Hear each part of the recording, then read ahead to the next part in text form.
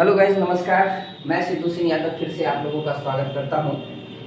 और आज मैं फिर से जो है 10वीं कक्षा का निर्देशांक ज्यामिति का जो है 7.2 का 2 नंबर का क्वेश्चन बताने जा रहा हूं। तो जो अनुपातों पर जो है आधारित क्वेश्चंस हैं, तो देखते हैं कि बिंदुओं 4 - 1 और -2 - 3 को जोड़ने वाले रेखाखंड को समत्रिभाजित करने वाले बिंदुओं के निर्देशांक ज्ञात कीजिए। तो यहाँ पर जो है दिया हुआ है 2 बिंदुएं हैं, ए और बी मान लेते हैं।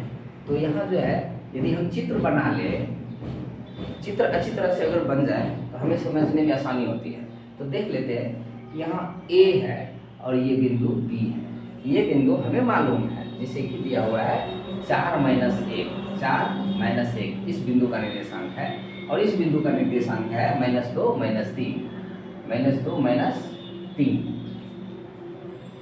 कहता है इसको जोड़ने वाले रेखाखंड को समत्रिभाजित, यानी इसको 3 बराबर भागों में समत्रिभाजित यानी बराबर 3 भागों में बांटने वाले बिंदु जो हैं, यानी अगर 3 भागों में बांटेंगे तो 2 बिंदु इस पर और पड़ेंगे। तो मान लीजिए इसको P मान लेते हैं, इसको Q मान लेते हैं। इस बिंदु के निर्देशांक क्या होंगे? यहाँ लिखा है समत्रिभाजित करने वाले बिंदुओं के निर्देशांक ज्ञात कीजिए, मतलब इसका निर्देशांक ज्ञात करना है। मान लेते हैं इसका निर्देशांक x है, xy है, ठीक है। तो यहाँ पर जो है कि कल हम बताए थे कि बराबर जो भाग है, तो जैसे 3:4 है, कल था शायद 2:3 था, तो 5 घर में 2 घर इधर 3 घर इधर। तो इसी तरह इसमें देखते हैं कि एक खंड है, 2 खंड है और 3 खंड है। 3 खंड अगर इस बिंदु को लेंगे, इसका निर्देशांक ज्ञात करेंगे, तो इधर एक खंड और इस बिंदु से इधर 2 खंड है, 1 2। हम इसको 1:2 लिख सकते हैं, 1:2। यानी यहाँ पर हम लिख सकते हैं, पहले लिख लीजिए आंसर में कि दिया है ए बिंदु के निर्देशांक जो है 4 - 1 है और बी बिंदु के निर्देशांक जो है ये है -2 - 3। और इसके अब जो है हम जानते हैं कि यहाँ पर ले रहे हैं P और Q बिंदु।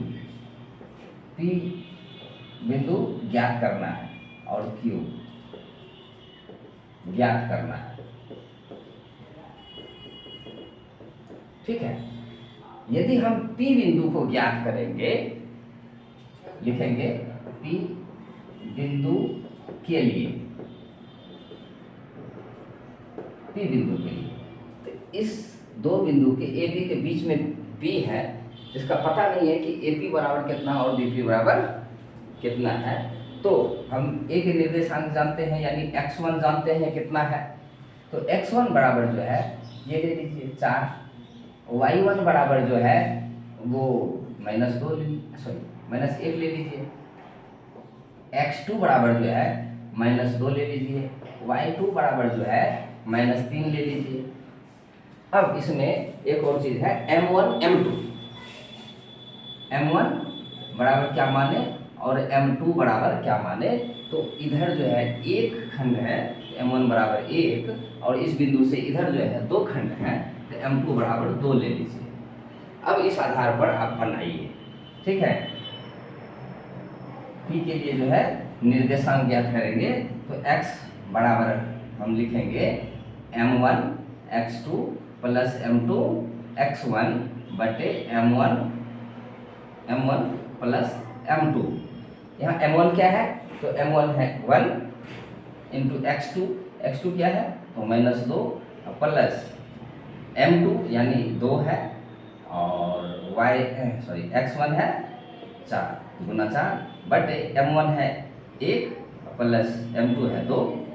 इसको सोल्व कीजिए, -1 को 1 से गुना करें, -2 को 1 से गुना करेंगे, -2 प्लस 2 चौके 8 बटे 1 प्लस 2 हो जाता है 3। तो 8 में से 2 गया तो कितना बच गया, 6 बटे 3। इसको काट दीजिए 2, यानी x के निर्देशांक जो है 2 हो गए। अब देखिए x बराबर 2। अब y बराबर क्या लिखाए थे, m1 y2 plus m2 y1 बटे m1 प्लस m2। तो m1 यहाँ फिर से 1 है गुना y2 जो है y2 है -3 प्लस m2 जो है 2 है गुना y1 जो है -1 है बटे m1 प्लस m2।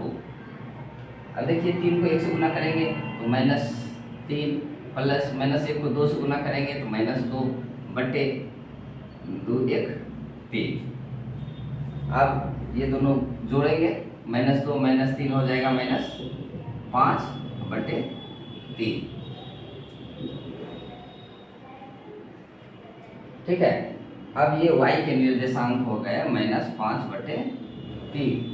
तो p का निर्देशांक जो है, p का निर्देशांक ये आपका आ जाएगा x के जगह आप लिख दीजिए 2 और यह लिख दीजिए -5 बटे 3। अब बिंदु Q के लिए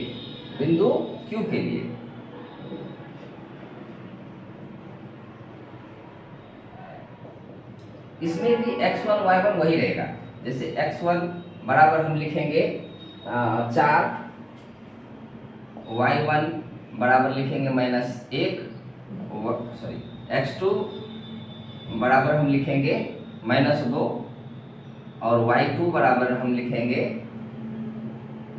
-3। और यहाँ भी m1 है m2 है। अब देखते हैं Q बिंदु के पास से अगर यहाँ जाते हैं तो देखते हैं इधर 2 खंड है और इधर 1 खंड है। इधर 2 खंड है तो m1 बराबर 2 लिख लीजिए, इधर 1 खंड है तो m2 बराबर 1 लिख लीजिए। m1 m2 हमको मालूम हो गया। अब निकालिए x बराबर क्या होता है m1 x2 plus m2 x1। इसी सूत्र पर तो हम लिखते हैं m1 की जगह है 2 गुना x2 जो है -2 है -2 प्लस m2 1 है गुना x1 जो है x1 4 है बटे m1 प्लस m2 यहाँ 2 प्लस 1। जब इसको सोल्व करेंगे तो -4 प्लस 4 यानी -2 गुना -2 2 गुना -2 -4 प्लस 1 गुना 4 4 बटे 2 1 3 यानी -4 प्लस 4 कट गया, बच गया 0 बटे 3। काट देंगे तो x बराबर जो है 0 हो जाता है, x बराबर 0।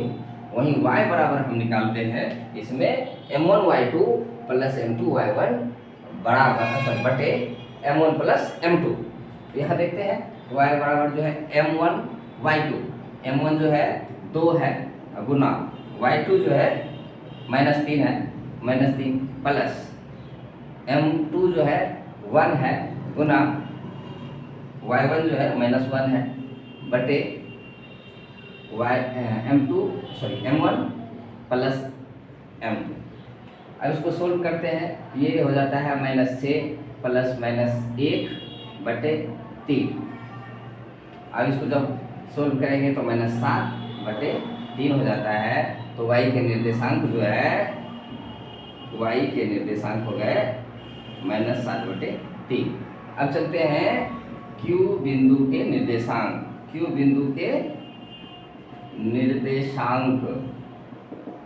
तो क्या हो जाएंगे Q बिंदु के निर्देशांक 0 आया है और ये आया है -7 बटे 3। यही आपका आंसर है। आप इसको देख सकते हैं, आसानी से पूछ करके इसको उतार भी सकते हैं। तो इस तरह से अच्छी तरह से 10वीं कक्षा की गणित को समझने के लिए, प्रश्न का सॉल्यूशन पाने के लिए जो है आप मेरे चैनल को देखते रहिए, मेरे चैनल को सब्सक्राइब कीजिए। और आप यदि पहले से सब्सक्राइब किए हुए तो आप मेरे चैनल को लाइक, कमेंट और शेयर भी कीजिए। धन्यवाद। मिलते हैं हम अगले वीडियो में।